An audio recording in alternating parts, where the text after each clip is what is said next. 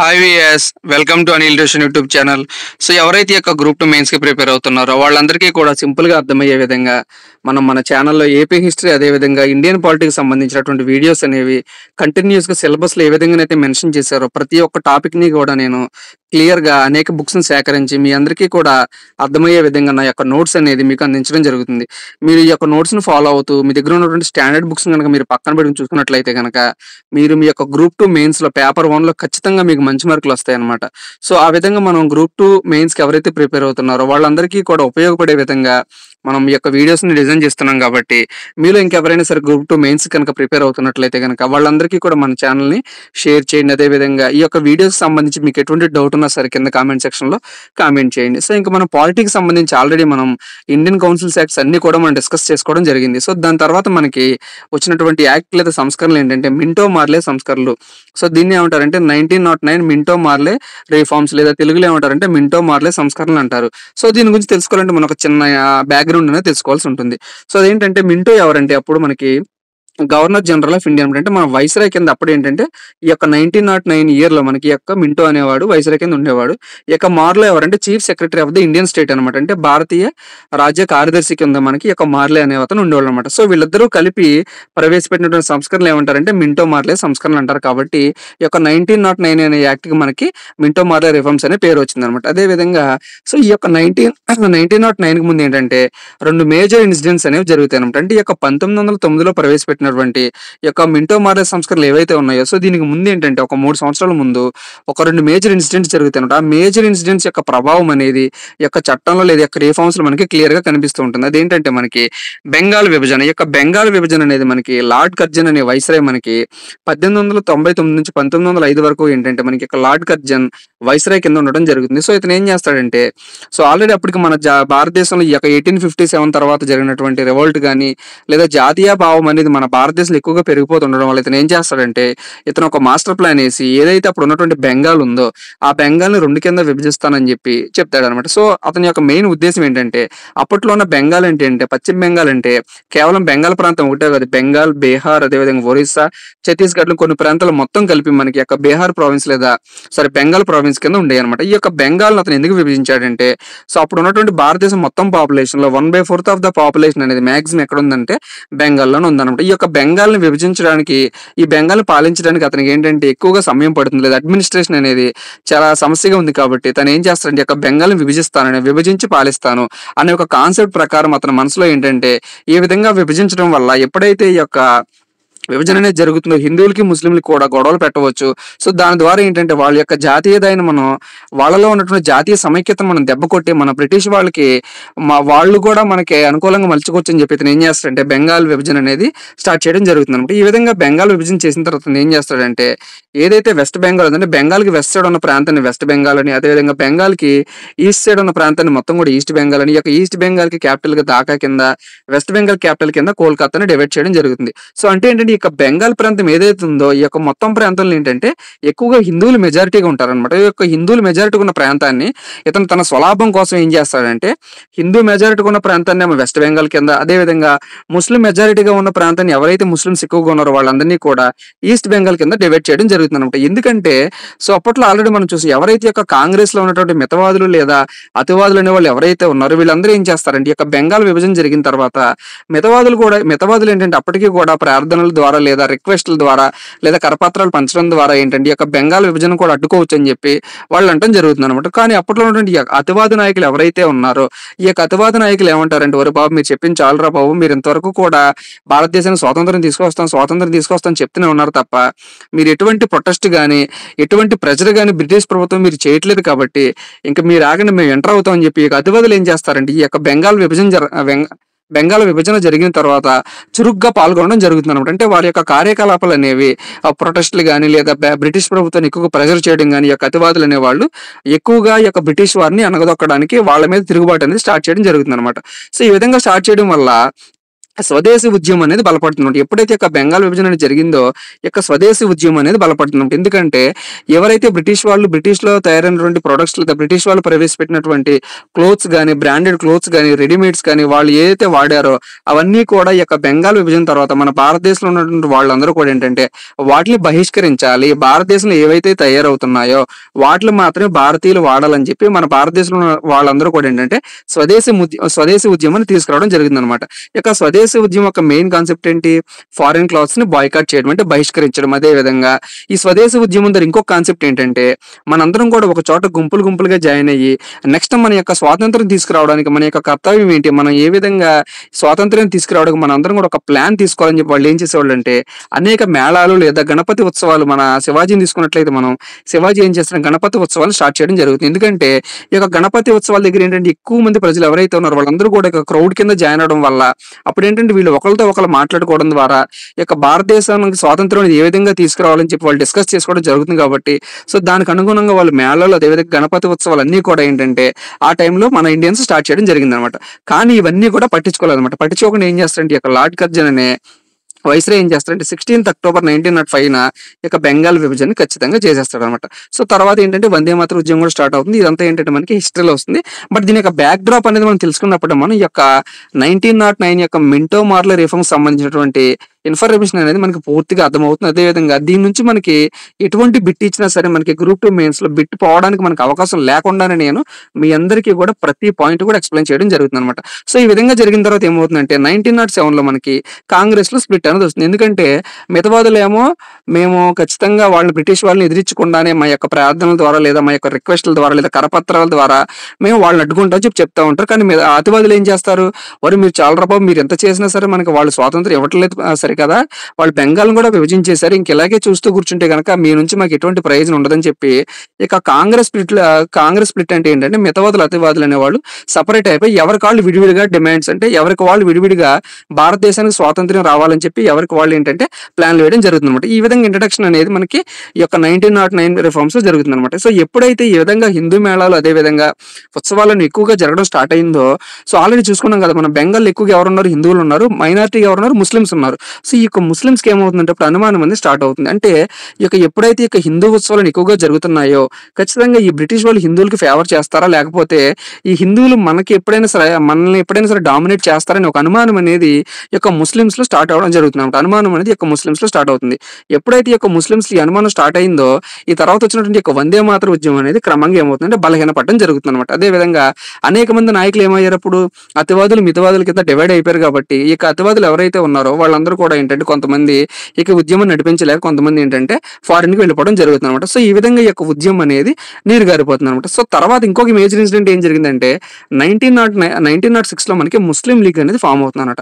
ఈ యొక్క ముస్లిం లీగ్ ఎందుకని ఫామ్ అయిందంటే ఎప్పుడైతే యొక్క బెంగాల్ విభజన అనేది జరిగిందో ఈ యొక్క ముస్లిం మెజారిటీ ఉన్నటువంటి వాళ్ళు ఎవరైతే ఉన్నారో వాళ్ళని ఈస్ట్ బెంగాల్ కింద ఇక లార్డ్ కర్జన్ డివైడ్ చేశాడు. కాబట్టి ఇతను ఏమన్నాడంటే ఎప్పుడు ఏంటంటే ప్రతి దాంట్లో కూడా ఇక హిందువులే డామినేట్ చేస్తున్నారు మనల్ని, మన ముస్లిమ్స్ కి కూడా సపరేట్ గా ఒక నాయకుడు ఉండాలి. ఈ ఇండియన్ నేషనల్ కాంగ్రెస్ ఏదైతే ఉందో ఈ యొక్క ఇండియన్ నేషనల్ కాంగ్రెస్ వాళ్ళు ఏంటంటే పూర్తిగా హిందువులకి ఆపాదించడం జరిగింది అనమాట. అంటే హిందువులకి ఏమో ఇండియన్ నేషనల్ కాంగ్రెస్ ఉంది, మన ముస్లిమ్స్ కి ఏంటంటే ఎటువంటి లీగ్ లేదు, ఎటువంటి పార్టీ అనేది లేదు. కాబట్టి మనం కూడా ఒక పార్టీ అనేది స్థాపిద్దాము. సో దాని ద్వారా ఏంటంటే బ్రిటిష్ వాళ్ళకి మన ముస్లిమ్స్ యొక్క గొంతు కూడా వినిపిద్దామని చెప్పి ఏం చేస్తారంటే 1906 లో ముస్లిం లీగ్ ఎవరు దీన్ని ప్రారంభిస్తారు సర్ సయ్యద్ అహ్మద్ ఖాన్ ఏం చేస్తాడంటే ఈ యొక్క ముస్లిం లీగ్ ని స్టార్ట్ చేసి మనం కూడా బ్రిటిష్ వాళ్ళకి మన యొక్క గొంతుని వినిపిద్దామని చెప్పి ఒక ముస్లిం లీగ్ అనేది స్టార్ట్ అవడం జరుగుతుంది అనమాట. సో ఈ విధంగా స్టార్ట్ అవడం వల్ల ఈ బ్రిటిష్ వాళ్ళు ఏమవుతుంది అనుకూలంగా ఉండిపోద్ది అనమాట. ఈ యొక్క ముస్లిం లీగ్ ఎప్పుడైతే స్టార్ట్ అయిపోయింది బ్రిటిష్ వాళ్ళు ఏం చేస్తారు, హిందువులనేమో సపరేట్ చేస్తారు ఆల్రెడీ బెంగాల్ విభజన ద్వారా. ఈ యొక్క ముస్లిం లీగ్ ఏం చేస్తారంటే వాళ్ళు మీ యొక్క ముస్లిమ్స్ కి నెక్స్ట్ అనేది మీ యొక్క చట్టం తీసుకురాబోతున్నాం. ఈ యొక్క చట్టంలో ఏంటంటే మీ యొక్క ముస్లిమ్స్ కూడా మేము ఒక ప్రాముఖ్యత అనేది కల్పిస్తాం, మీకు కూడా సపరేట్ ఎలక్టోరల్ సిస్టమ్ అనేది ఉంటుంది అనమాట. అంటే మీ యొక్క ముస్లిమ్స్ కూడా అనేక నియోజకవర్గాలు మీరు కూడా పోటీ చేయవచ్చు అని చెప్పి ఈ విధంగా రెచ్చగొట్టడం జరుగుతుంది అనమాట. సో అందువల్ల ఈ యొక్క ముస్లిమ్స్ ఏమని నమ్ముతారు, ఈ యొక్క బ్రిటిష్ వాళ్ళు ఎవరైతే ఉన్నారో వాళ్ళని నమ్మడం జరుగుతుంది. ఎందుకంటే మీకు సెపరేట్‌గా ఎలక్ట్రోట్లు ఇస్తాము. అదేవిధంగా మీకు సెపరేట్‌గా నియోజకవర్గాలు మత ప్రాతిపదికన మీకు ఎన్నికలు జరుగుతాయని ఎప్పుడైతే చెప్పారో, ఈ యొక్క ముస్లిమ్స్ ఏంటంటే ఎక్కువగా బ్రిటిష్ వాళ్ళని నమ్మడం జరుగుతుందనమాట. సో, ఆ విధంగా ఏంటంటే వాళ్ళు మత ప్రాతిపదికన హిందువులకి, ముస్లింలకి మధ్య ఒక చిచ్చు అనేది పెట్టి దాని ద్వారా ఏంటంటే వాళ్ళు లాభం పొందాలని చూశారనమాట. సో, అదే విధంగా నెక్స్ట్ ఏంటంటే ఈ యొక్క ఇండియన్ నేషనల్ కాంగ్రెస్ అనేది పూర్తిగా హిందువులకు పరిమితమైందని చెప్పి వీళ్ళు సెపరేట్‌గా ఆల్ ఇండియా ముస్లిం లీగ్ అనేది ఢాకాలో మీటింగ్ పెట్టి 1906లో మనకి ఈ యొక్క ముస్లిం లీగ్ అనేది స్టార్ట్ చేసుకోవడం జరిగిందనమాట. సో, దీని యొక్క మెయిన్ ఉద్దేశ్యం ఏంటంటే పాకిస్తాన్ సంపాదించడం. అంటే మనకి సెపరేట్‌గా ఒక రాష్ట్రం కాదు, సెపరేట్‌గా మనకు ఒక దేశం కావాలని చెప్పి వాళ్ళకి అప్పటి నుంచి వాళ్ళకి ఆలోచనలనేవి స్టార్ట్ అవ్వడం జరిగిందనమాట.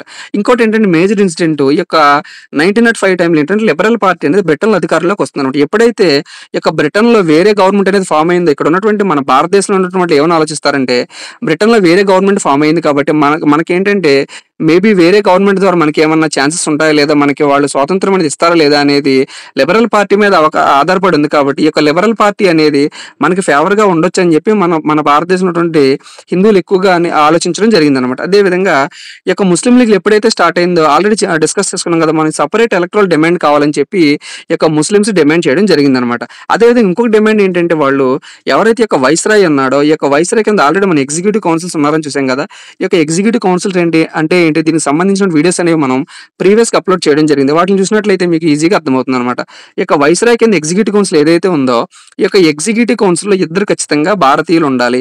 ఆ భారతీయులు ఇద్దరిలో కూడా ఒకళ్ళు ఖచ్చితంగా ముస్లిమ్స్ ఉండాలని చెప్పి ఈ యొక్క ముస్లిం లీగ్ అనేది ప్రతిపాదించడం జరిగిందనమాట. సో, దానికి అనుగుణంగా వీళ్ళు ఏం చేశారంటే, మీ ముస్లిమ్స్‌కి మేము న్యాయం చేస్తామని చెప్పి ఇక మింటో మార్లే వాళ్ళు ఏం చేశారంటే ఈ యొక్క సంస్కరణలు అనేది తీసుకురావడం జరిగిందనమాట. సో, ఈ విధంగా మనం ఈ యొక్క ఇంట్రడక్షన్ అనేది నేర్చుకున్నప్పుడు ఈ యొక్క మింటో మార్లే సంస్కరణలు అసలు ఎందుకు వచ్చాయి, దీని గురించి వచ్చినటువంటి కాన్సెప్ట్ అనేది మనకి ఈజీగా అర్థమవుతుందన్నమాట. అదేవిధంగా 1892లో చూసినట్లయితే మన కౌన్సిల్ యాక్ట్ ఇక్కడ ఏంటంటే ఒక వైస్రాయ్ ఉండడం చూసాం కదా.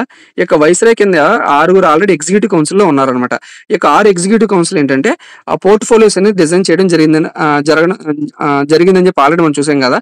వీళ్ళేంటంటే ఆల్రెడీ ఎవరైతే ఈ యొక్క ముస్లిమ్స్ ఏం చేశారు, ఖచ్చితంగా ఈ యొక్క ఎగ్జిక్యూటివ్ కౌన్సిల్‌లో ఒక ముస్లిం ఉండాలని చెప్పారు కదా. వాళ్ళు ఏం చేశారంటే, సరే మీ మాట మేము పరిగణలోకి తీసుకుంటున్నాం అని చెప్పి ముస్లిమ్స్‌కి ఫేవర్ కింద వాళ్ళు చెప్తున్నట్టు చెప్పి వాళ్ళు ఏం చేశారంటే ఒక ఇండియన్‌ని ఇంక్లూడ్ చేయడం జరిగిందనమాట. అంటే ఇక్కడ ఎగ్జిక్యూటివ్ కౌన్సిల్ ఏదైతే ఉందో, ఈ యొక్క ఎగ్జిక్యూటివ్ కౌన్సిల్ అంటే కార్యనిర్వాహక వర్గంలో ఏంటంటే ఒక ఇండియన్‌ని వాళ్ళు ఇంక్లూడ్ చేశారనమాట. ఆ ఇండియన్ ఎవరంటే సత్యేంద్ర ప్రసాద్ సిన్హా, ఎస్‌పీ సిన్హా అనమాట. ఈ యొక్క ఎస్‌పీ సిన్హాని వైస్రాయ్ యొక్క ఎగ్జిక్యూటివ్ కౌన్సిల్‌లో ఒక భారతీయుని వాళ్ళు ప్రత్యేకించి ఈ యొక్క చట్టం ద్వారా తీసుకోవడం జరిగిందనమాట. ఇంకోటి ఏంటంటే సెంట్రల్ లెజిస్లేచర్ అంటే కేంద్ర ప్రభుత్వంలో ఏదైతే ఉందో దీంట్లో కూడా వాళ్ళు ఎక్కువగా మేజర్ చేంజెస్ అనేవి తీసుకురావడం జరిగిందనమాట.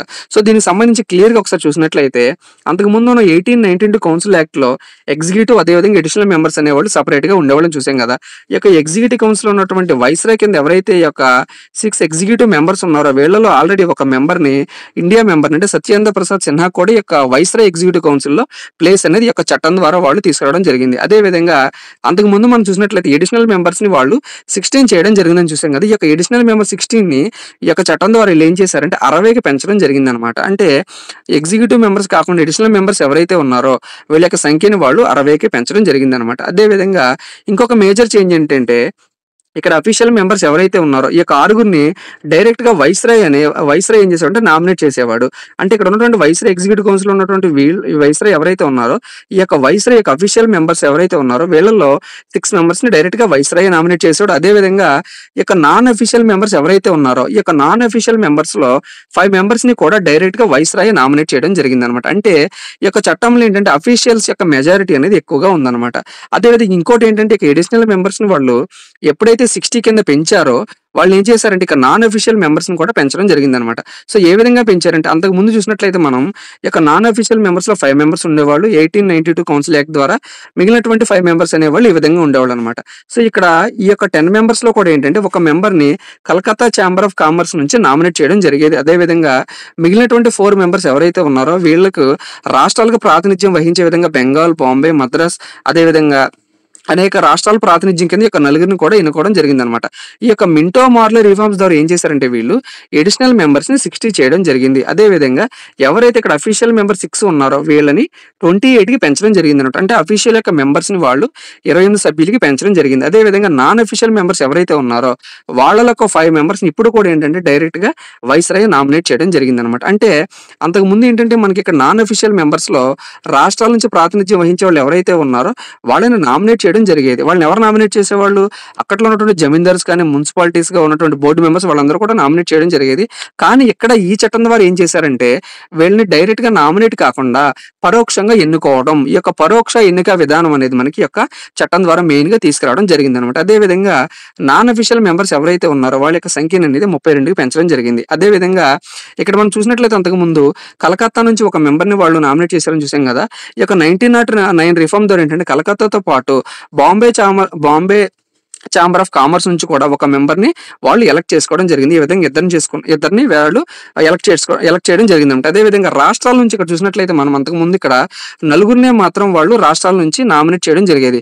కానీ ఇక మింటో మార్లే రిఫార్మ్స్ ద్వారా ఏం చేశారంటే ఇక 4 సంఖ్యని 12 మందికి పెంచడం జరిగింది. అంటే రాష్ట్రాల నుంచి సభ్యులు అనేవాళ్ళు 12కి పెంచడం జరిగిందన్నమాట. ఈ విధంగా ఈ యొక్క 12 మందిని కూడా పరోక్షంగా ఎన్నుకోవచ్చు అని చెప్పి ఈ యొక్క చట్టం ద్వారా మనకి 1909 రిఫార్మ్స్ ద్వారా వాళ్ళు తీసుకురావడం జరిగిందన్నమాట. అదేవిధంగా మిగిలినటువంటి 13 మంది వాళ్ళు ఎవరైతే ఉన్నారో వీళ్ళకి స్పెషల్ ఎలక్టోరల్ సిస్టమ్ ద్వారా, అంటే ఇక్కడ మనం చూసినట్లయితే నాన్ అఫీషియల్ మెంబర్స్ లో వాళ్ళు 32 మెంబర్స్ అని చూసాం కదా. ఈ యొక్క 32 మెంబర్స్ లో ఆల్రెడీ మనకి ఇక్కడ స్టేట్స్ నుంచి 12 మంది, అదేవిధంగా ఇక్కడ కలకత్తా, అదేవిధంగా బాంబే ఛాంబర్ ఆఫ్ కామర్స్ నుంచి మనకి ఇద్దరిని, అదేవిధంగా ఇక్కడ వైస్రాయ్ 5 అనమాట. అంటే ఇక్కడ 5+2 7, 7+2 12, ఇక్కడ మనకి 19 మెంబర్స్ అనే వాళ్ళు డైరెక్ట్ గా వాళ్ళు నామినేట్ చేయడం చూసాం కదా. సో తర్వాత ఏంటంటే మిగిలినటువంటి వాళ్ళు 13 మంది ఎవరైతే ఉన్నారో ఈ యొక్క 13 మందికి సపరేట్ ఎలక్ట్రల్ సిస్టమ్ ద్వారా ఎలక్షన్స్ అనేవి పెట్టుకోవచ్చు అని చెప్పి, ఈ విధంగా ఎప్పుడైతే ఇక 1906లో ముస్లిమ్స్ మాకు సపరేట్గా ఓట్లు కావాలి, ప్రతి నియోజకవర్గంలో ఒక ముస్లిం నించోవచ్చు అని చెప్పి వాళ్ళు అయితే డిమాండ్ చేశారో, ఆ డిమాండ్ని వాళ్ళు ఇక్కడ వాళ్ళు న్యాయం చేస్తూ ఏం చేశారంటే ఇక్కడ ఎవరైతే రాష్ట్రాల నుంచి పోటీ చేసే వాళ్ళు ఎవరైతే ఉన్నారో ఈ యొక్క 13 మందిలో స్పెషల్ ఎలక్టోరేట్స్ కింద ఈ యొక్క 13 మందిలో ఒక 5 ముస్లిమ్స్కి వాళ్ళు ప్రాముఖ్యత అనేది కల్పించడం జరిగిందనమాట. అంటే ఈ యొక్క 5 రాష్ట్రాలకు సంబంధించి ఎవరైతే ఉన్నారో అక్కడ ఏంటంటే పూర్తిగా ముస్లిమ్సే నుంచోవచ్చు అనమాట. అంటే ఆ నియోజకవర్గాల్లో ఎవరైతే ఉన్నారో ఆ నియోజకవర్గాల్లో మెజారిటీ ఎవరైనా సరే కేవలం ముస్లిమ్స్ మాత్రమే అక్కడ ఎన్నికల్లో పోటీ చేయవచ్చు అనమాట. అంటే హిందువులకి ముస్లిమ్స్ సపరేట్ గా వాళ్ళు గొడవలు పెట్టాలనే ఉద్దేశంతో ఈ విధంగా ముస్లిమ్స్ మాత్రం నుంచిన నియోజకవర్గాల్లో ముస్లిమ్స్ మాత్రమే ఓటు వేయాలి, అక్కడ హిందువులు ఉన్నా సరే హిందువులకి ఎటువంటి కూడా ఓటు అవకాశం అనేది లేదు అని చెప్పి వాళ్ళు ఈ యొక్క స్పెషల్ ఎలక్టోరల్ సిస్టమ్ ద్వారా వాళ్ళు ముస్లిమ్స్ కి ఈ యొక్క 5 రాష్ట్రాల్లో ఉన్నటువంటి ముస్లిమ్స్ కి ఎవరైతే ఉన్నారో వాళ్ళకి కూడా వాళ్ళు ఒక ఛాన్స్ అనేది కల్పించడం జరిగింది అనమాట. అదేవిధంగా సెంట్రల్ లెజిస్లేటర్లు అంతకుముందు మనం చూసినట్లయితే ఫినాన్స్ బిల్స్ ఏవైతే ఉన్నాయో ఇక ఫినాన్షియల్ బిల్స్, ఆర్థిక సంబంధించిన బిల్స్ అనేవి బడ్జెట్ లో ప్రవేశపెట్టినప్పుడు వాళ్ళకి ఓటు అనేది ఉండేది కాదు. అంటే రాష్ట్రాలకు ప్రాతినిధ్యం వహించేటువంటి వాళ్ళు ఎవరైతే ఉన్నారో ఈ యొక్క లెజిస్లేటివ్ ఎడిషనల్ మెంబర్స్ సంబంధించి వాళ్ళకి ఎటువంటి ఓటు అనేది వేయడానికి లేదు. కానీ ఈ యొక్క మింటో మార్లే రిఫార్మ్స్ ద్వారా వీళ్ళు కూడా ఓటు అనేది అలౌ చేశారంట. అంటే మీరు కూడా ఓటు వేయొచ్చు. అదేవిధంగా ఎగ్జిక్యూటివ్ కౌన్సిల్లో ఉన్నటువంటి వాళ్ళు ఏవైతే చట్టాలు తీసుకొచ్చారో ఈ యొక్క చట్టాలని ప్రశ్నించే అధికారం అంతకుముందు ఏంటంటే మనకి 1892 కౌన్సిల్ యాక్ట్ లో లేదనమాట. బట్ ఈ యొక్క 1909 రిఫార్మ్స్ లో ఏంటంటే ఎడిషనల్ మెంబర్స్ ఉన్న వాళ్ళు ఎవరైనా సరే ఈ యొక్క ఎగ్జిక్యూటివ్ కౌన్సిల్ చట్టాలు తీసుకొచ్చారు కదా, వాళ్ళని ఎటువంటి ప్రశ్న అయినా సరే శాసనసభలో వాళ్ళని అడగొచ్చు అని చెప్పి ఈ యొక్క మింటో మార్లే రిఫార్మ్స్ వాళ్ళు ప్రత్యేకించి వాళ్ళు తీసుకురావడం జరిగిందన్నమాట. అదేవిధంగా ప్రావిన్సెస్ అంటే రాష్ట్రాల యొక్క సంఖ్యను వాళ్ళు పెంచారని చూసాం కదా. ఏ యొక్క రాష్ట్రాల సంఖ్యను వాళ్ళు పెంచారంటే మద్రాస్, అదేవిధంగా బాంబే, బెంగాల్, యునైటెడ్ ప్రావిన్స్, అదేవిధంగా పంజాబ్, బర్మా, అస్సాం. ఈ విధంగా 7 ప్రావిన్సెస్ ను వాళ్ళు కొత్తగా క్రియేట్ చేయడం జరిగింది అనమాట. అంతకుముందు మనకి మద్రాస్, బాంబే, బెంగాల్ అనే ప్రావిన్స్ ఉన్నాయి కదా, వాళ్ళు ఏం చేశారంటే ఈ యొక్క సంఖ్యని వాళ్ళు 7కి పెంచడం జరిగింది అనమాట. అంటే ఈ యొక్క రాష్ట్రాల్లో ఉన్నటువంటి సభ్యులు ఎవరైతే ఉన్నారో వీళ్ళు కూడా ఓటింగ్ అనేది వేసుకోవచ్చు అనమాట, వీళ్ళు కూడా ఓటింగ్ లో పాల్గొనవచ్చు అనేది వాళ్ళ యొక్క ఉద్దేశం అనమాట. అదే విధంగా ఇంకొక మేజర్ చేంజ్ ఏంటంటే నాన్ అఫీషియల్ సంఖ్య అనేది అఫీషియల్స్ కంటే ఎక్కువగా ఉంటుందని ఈ యొక్క రాష్ట్రాల సభ్యులు ఎవరైతే ఉన్నారో, అంటే కేంద్రంలో ఉన్నటువంటి సభ్యులు ఎవరైతే ఉన్నారో ఎగ్జిక్యూటివ్ కౌన్సిల్ ఉన్నటువంటి సభ్యులు వాళ్ళు ఖచ్చితంగా అఫీషియల్స్ అక్కడ మెజారిటీగా ఉన్నారు. కానీ ఇక నాన్ అఫీషియల్ మెంబర్స్ లో ఉన్నటువంటి వాళ్ళు ఎవరైతే ఉన్నారో రాష్ట్రాలకు ప్రాతినిధ్యం వహించే వాళ్ళు వాళ్ళ యొక్క సంఖ్య అనేది ఈ యొక్క రాష్ట్రాలకు ప్రాతినిధ్యం వహిస్తున్న వాళ్ళలో ఖచ్చితంగా నాన్ అఫీషియల్ సంఖ్య ఎక్కువగా ఉంటుందని చెప్పి ఈ యొక్క 1900 రిఫార్మ్స్ ద్వారా వాళ్ళు చెప్పడం జరిగింది. అదేవిధంగా మత ప్రాతిపదికన వాళ్ళు ఓట్లు అనేది జరగడం జరిగింది. సో దీనివల్ల ఏం జరిగిందంటే కాంగ్రెస్ కి ఎప్పుడైతే ఈ యొక్క మత ప్రాతిపదికన ఓట్లు అనేది చేశారో ఈ ముస్లిమ్స్ కి ఈ యొక్క ముస్లిం లీగ్ ఏదైతే ఫామ్ అయిందో ఈ యొక్క ముస్లిం లీగ్ ఏంటంటే మత ప్రాతిపదికన ఓట్లు అనే వాళ్ళు అరేంజ్ చేశారు కాబట్టి ఈ యొక్క ముస్లిం లీగ్ కి ఈ యొక్క రిఫార్మ్స్ అనేవి వాళ్ళకి బాగా నచ్చింది అనమాట. ఈ యొక్క కాంగ్రెస్ వాళ్ళకి ఏంటంటే ఎప్పుడైతే ఒక మత ప్రాతిపదికన ఓట్లు అనేది వేశారో ఇక కాంగ్రెస్ కి నచ్చడం ఈ యొక్క రిఫార్మ్స్ అనేది ఎక్కువగా నచ్చలేదని చెప్పాలి. ఎందుకంటే వాళ్ళు హిందువులు ముస్లిమ్స్ ఏంటంటే సపరేట్ డివైడ్ చేసి వాళ్ళకి ఓట్లు అని వాళ్ళకి సపరేట్ ఎలక్టోరల్ సిస్టమ్ అనేది వాళ్ళు పెట్టడం జరిగింది అనమాట. అదేవిధంగా ఈ యొక్క ఓట్లు ఎవరైతే ఎవరైతే రాష్ట్రాలకు వేస్తున్నారో వాళ్ళకి ఎక్కువగా ఏంటంటే ఎవరైతే ధనవంతులు ఉన్నారో వాళ్ళకి మాత్రమే ఛాన్స్ అనేది ఉండిందనమాట. సో అందువల్ల ఈ యొక్క రిఫార్మ్స్ అనేది వాళ్ళు ఎక్కువగా ఎవరికి ఓటు అనేది ఇచ్చారు. కానీ ఎవరికి ఇచ్చారంటే ఎక్కువ ఓటు ఎవరైతే ధనవంతులు ఉన్నారో వాళ్ళే యొక్క ప్రావిన్సెస్‌లో ఉన్నట్టు వాళ్ళని వెనుకోవచ్చనమాట. అదే విధంగా ఇంకోటి ఏంటంటే మేజర్ చేంజ్ ఏంటంటే కేంద్రంలో అఫీషియల్ మెంబర్స్ అనేవాళ్ళు ఎక్కువగా ఉన్నారు. రాష్ట్రంలో ఏంటంటే నాన్ అఫీషియల్ మెంబర్స్ ఎక్కువగా ఉండొచ్చని చెప్పి ఈ యొక్క చట్టం ద్వారా వాళ్ళు తీసుకురావడం జరిగిందనమాట. సో అంటే ఈ యొక్క మెయిన్ 1909 రిఫార్మ్స్ ద్వారా ఏంటంటే హిందువులకి, ముస్లిమ్స్‌కి మధ్య వాళ్ళు గొడవలు పెట్టారు. అదేవిధంగా కేంద్రంలో ఏంటంటే అఫీషియల్ మెంబర్స్ అనేవాళ్ళు ఎక్కువగా ఉండొచ్చు. రాష్ట్రాల్లో ఏంటంటే నాన్ అఫీషియల్ మెంబర్స్ అనేవాళ్ళు ఎక్కువగా ఉండొచ్చనమాట. ఇది వాళ్ళ యొక్క డివైడ్ అండ్ రూల్ పాలిసీకి వాళ్ళు ప్రత్యేకించి తీసుకొచ్చినటువంటి చట్టం గురించి పూర్తి ఇన్ఫర్మేషన్ అనమాట. ఈ యొక్క ఇన్ఫర్మేషన్ నచ్చినట్లయితే మీకు ఖచ్చితంగా మీ ఫ్రెండ్స్ అందరికీ కూడా షేర్ చేయండి. ఈ యొక్క వీడియోలో మీకు ఎటువంటి డౌట్ ఉన్నా సరే లేదా నేను ఏదైనా సరే మీకు తప్పుగా చెప్పినట్లయితే గనక కింద కామెంట్ సెక్షన్‌లో కామెంట్ చేయండి. నేను నెక్స్ట్ వీడియోలో దాన్ని సరిదిద్దుకుంటాను. Thank you for watching.